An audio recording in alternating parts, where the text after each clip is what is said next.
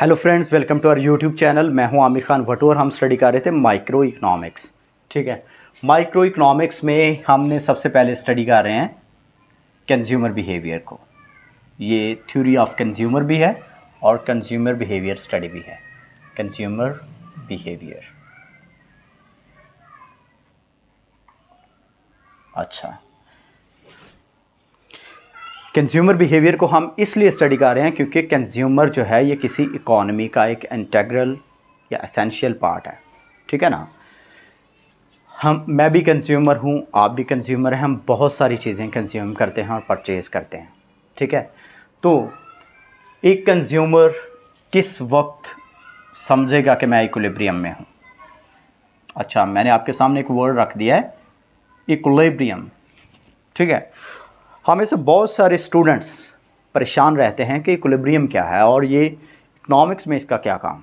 ठीक है, तो देखिए, जिस तरह से बेसिक साइंसेस के अंदर, केमिस्ट्री, फिज़िक्स के अंदर आप इक्विलिब्रियम को स्टडी करते हैं, इकोनॉमिक्स में ये थोड़ा डिफरेंट है। ठीक है, इक्विलिब्रियम एक ऐसी सिचुएशन है जो कि ठहराव को, ठीक है, स्टेबल सिचुएशन को जाहिर करती है इकोनॉमिक्स के अंदर, या फिर ये बेस्ट पॉइंट को सिचुएशन के लिहाज से आइडियल पॉइंट जो है ना, बेस्ट पॉइंट, उसको जाहिर करती है। ठीक है, इक्विलिब्रियम अंडरस्टैंड हो गया। तो यहाँ पे कंज्यूमर के हवाला से बेस्ट पॉइंट कौन सा होगा? जब कंज्यूमर जो है वो क्या होगा, उसका level of satisfaction, level of wellbeing maximum होगा। जब कंज्यूमर घर से निकलता है ना इनकम लेकर, जब आप और मैं निकलते हैं तो हम क्या देखते हैं कि हम अपनी इनकम से जो जो भी परचेज़ करें, उससे जो बाद में घर आके हमें फ़ील हो या फिर हमें मार्केट में फ़ील हो, ठीक है ना, कि यार बढ़िया हो गया, जो कुछ हमने ख़रीदा अपने पैसे से, उससे बहुत ज़्यादा खुशी मिल गई, इससे ज़्यादा मिल ही नहीं सकती थी। तो वो जो पॉइंट है उसको सैचुरेशन पॉइंट भी कहते हैं, जहाँ पर वेलबीइंग, और वेलबीइंग को यहाँ पर इस इकोनॉमिक्स के अंदर मैंने आपको फर्स्ट डे भी बता दिया था कि यूटिलिटी कहेंगे। ठीक है ना, यूटिलिटी। ठीक है ना, तो जब उसकी यूटिलिटी या टोटल यूटिलिटी मैक्सिमम होगी तो वो क्या होगा, इक्विलिब्रियम में होगा। ये अगर आपको समझ आ गई तो समझे आपको कंज्यूमर थ्योरी ही समझ आ गई।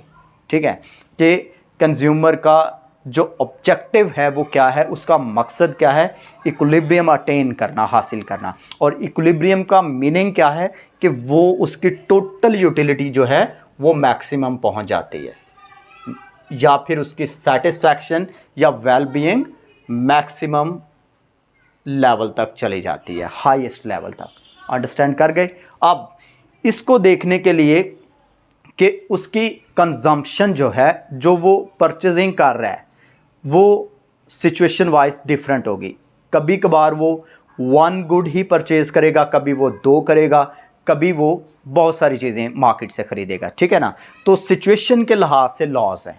ठीक है ना, लेकिन हर सिचुएशन के अंदर उसका ऑब्जेक्टिव यही रहना है कि वो कब इक्विलिब्रियम अटेन कर रहा है, यानी कि उसका टोटल यूटिलिटी का लेवल जो है वो कब मैक्सिमम है। ठीक है ना, अब उसने प्राइसेस को भी मद्देनज़र रखना है, अब उसने अपनी जेब को भी देखना है। ठीक है, अपनी पॉकेट के बिना तो नहीं जाएगा ना, अपना वॉलेट देखेगा, यार मेरे पास पैसे कितने हैं। ठीक है ना, तो वो उसका इनकम लेवल होता है। तो सिंपल जो हमारे कोर्स के अंदर हम सिर्फ़ और सिर्फ प्राइसेस को भी नहीं छेड़ रहे। ठीक है ना, टू कीप इट सिंपल, हम सिर्फ़ और सिर्फ अभी इसको बेसिक लेवल पे स्टडी करेंगे, ताकि आप देख लें एक दफ़ा के कंज्यूमर जो कंज्यूमर थ्योरी है वो है क्या। इसमें फ़र्स्ट लॉ हमने लास्ट टाइम इनके जो नेम्स हैं वो देखे थे लॉज के, जिनको हमने यूटिलिटी लॉज का नेम दिया। उसमें से फ़र्स्ट लॉ क्या था कि law of diminishing marginal utility. इसको हम सिंपल फॉर्म में LTMU ऐसे भी लिख सकते हो ना, आप फुल फॉर्म में लिख लो लॉ ऑफ डिमिनिशिंग। यार मैं लिख ही देता हूँ, परेशान ना होना। ये देखो, law of diminishing marginal utility. ठीक है, मार्जिनल यूटिलिटी को मैं शॉर्ट फॉर्म में लिख रहा हूँ। ठीक है, अब ये देखिए कि लॉ का नेम ही आपको बताएगा कि हम करने क्या जा रहे हैं। ठीक है ना, हम सोचते हैं कि यार ये लॉ इकोनॉमिक्स में क्या कर रहा है भाई, हर एक की रीज़न होती है लॉ की। ये लॉ एक्सप्लेन कर रहा है कि कंज्यूमर किस तरह से इक्विलिब्रियम अटेन करेगा जब वो वन गुड परचेज करेगा। इस लॉ के अंदर है वन गुड, एक ही चीज़, कोई ना कोई जो भी खरीद रहा है, खाने पीने की, पहनने की, जाने की, सवारी की, ठीक है, जो भी है, ठीक है। तो यहाँ पर क्या है, वन गुड है, ठीक है। तो अब होगा क्या इस लॉ के अंदर, अब ये देखें, ये लॉ अपने नेम में ही अपना आंसर रख रहा है।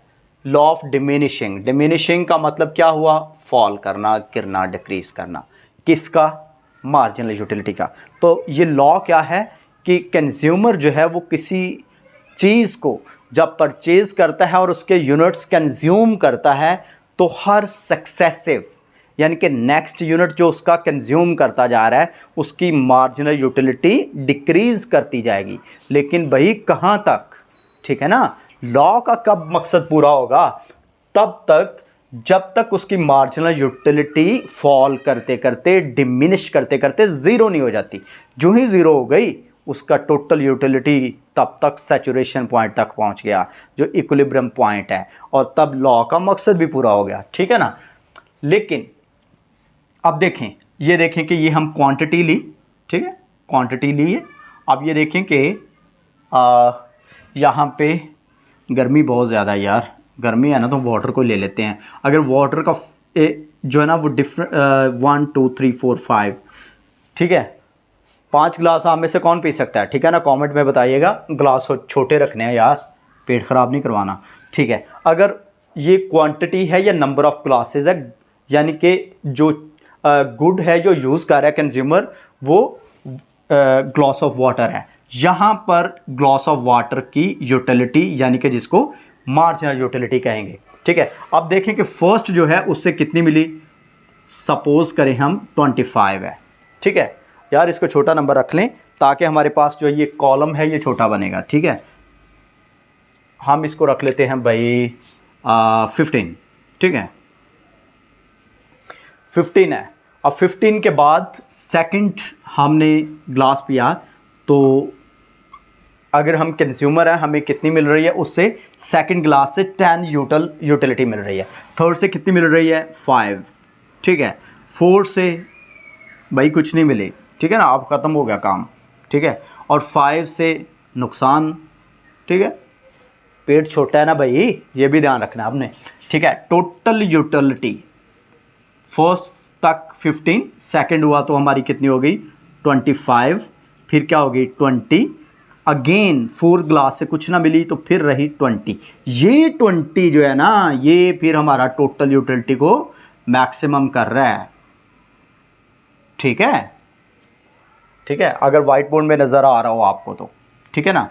ये 4th ग्लास पे क्या है कि हमारी टोटल यूटिलिटी मैक्सिमम है 4th पे, ठीक है। अब ये देखें कि ये लॉ बता रहा है कि जो कंज्यूमर है, ठीक है, वो 1 बाय 1 कंज्यूम करता जाएगा किसी गुड के यूनिट्स को, तो उसकी मार्जिनल यूटिलिटी जो है ना वो फॉल करती जाएगी और एक स्टेज पे आके 0 और फिर -5। तो ये आप कह सकते हैं कि इसको क्या है यार, मैं बार बार नहीं बनाऊंगा दी, ठीक है, इसको नोट कर लें, ये मार्जिनल यूटिलिटी का टेबल है, ठीक है ना। या फिर इसको, ये लॉ का ही टेबल है भाई, ये टेबल किसका है, ये टेबल नोट कर लें, ठीक है ना। ये टेबल है law of diminishing marginal utility का, मार्जिनल यूटिलिटी का, ठीक है, ये टेबल है। अब ये जो कॉलम्स की हेडिंग्स हैं, आप इसकी फुल फॉर्म भी लिख सकते हैं, इसको quantity of glass of water लिख सकते हैं, ठीक है ना। इसके अंदर अगर आप लिख सकते हैं, आपके पास अगर जगह हो, इसको आप पूरा मार्जिनल यूटिलिटी लिख सकते हैं, आप इसको पूरा टोटल यूटिलिटी लिख सकते हैं, ठीक है ना। लिखना भी चाहिए भाई, ठीक है ना। मैं लेकिन जो है ना वो अपना टाइम भी बचा रहा हूँ और जगह भी बचा रहा हूँ, मार्कर की इंक भी बचा रहा हूँ, ठीक है ना। अब ये देखिए कि आपने क्या लिख लिया, क्वांटिटी, मार्जिनल यूटिलिटी और टोटल यूटिलिटी, ठीक है। ये भाई लॉ को डिफाइन कर रहा है, ठीक है। इसका जो बाकी पार्ट है या फिर ये सारी इसकी जो एक्सप्लेनेशन है हम कोशिश करते हैं आपको नेक्स्ट वीडियो में समझाएं। आपने परेशान नहीं होना। ये देखें कि कितनी आसानी से आपको मैं एक सिमेट्री के साथ लेकर चल रहा हूँ कि कंज्यूमर थ्योरी में आगे जो 2 अप्रोचेज़ आई, ठीक है, और 2 अप्रोचेज़ में हमने एक को पकड़ लिया। वो कौन सी थी? Cardinal approach.